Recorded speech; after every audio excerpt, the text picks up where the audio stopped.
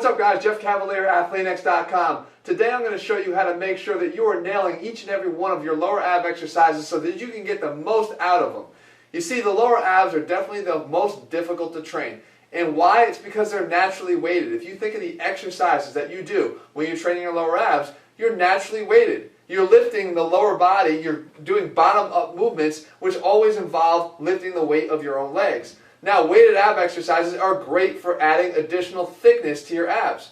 You've probably seen guys that have a nice flat stomach, but flat stomach are for women. We want to have ripped six-pack abs, and in order to do that, you have to make sure that you're overloading those muscles. The principles still apply here, and lower ab exercises will definitely do that. Now, that being said, what is one of the best ways to train your lower abs? It's with a hanging leg raise, some variation of a hanging leg movement. We have lots of hanging leg movements that we incorporate into AthleanX, and even if you can't do those, you can do modified versions like a captain's chair.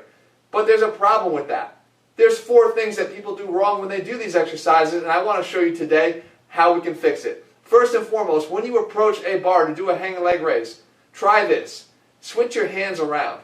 Don't use an overhand grip, grip underhand. Your biceps are naturally strong and should be able to contribute to your ability to hold onto the bar.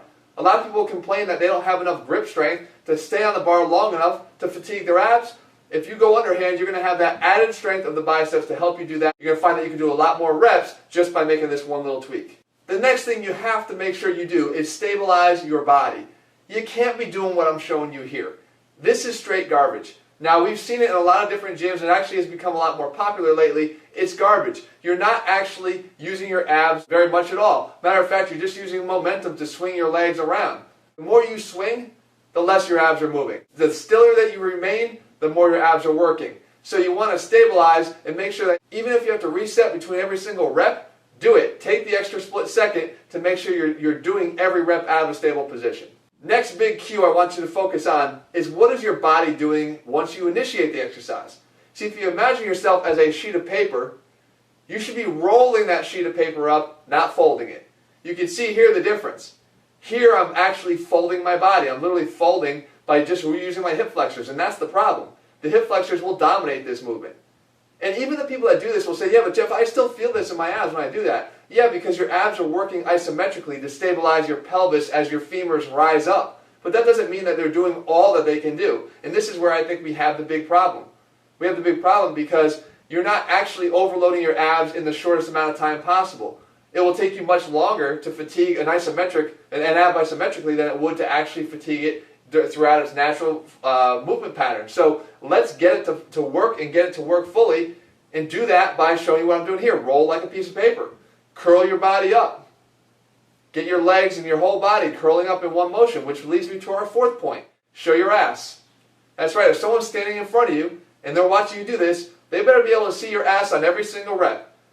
If they're just looking at the top of your knees, you're not doing it right. You want to make sure that you're getting your pelvis into a posterior tilt, and you can guarantee that by showing your ass, like I said, to whoever's watching you in front of you.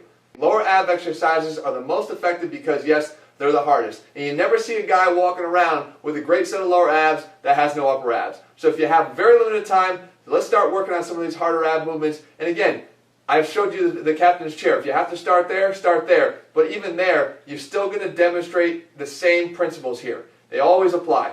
If you're looking for a complete program that shows you all the exercises to get the most out of your ab work, but at the same time, the meals to help you show them, then head to AthleanX.com right now and get our AthleanX training system. In the meantime, if you found this video helpful, leave your thumbs up in comments below. This is Washboard Wednesdays. Wherever else it is that you want to see, tell me ab related, and I'll cover it in a future Wednesday video.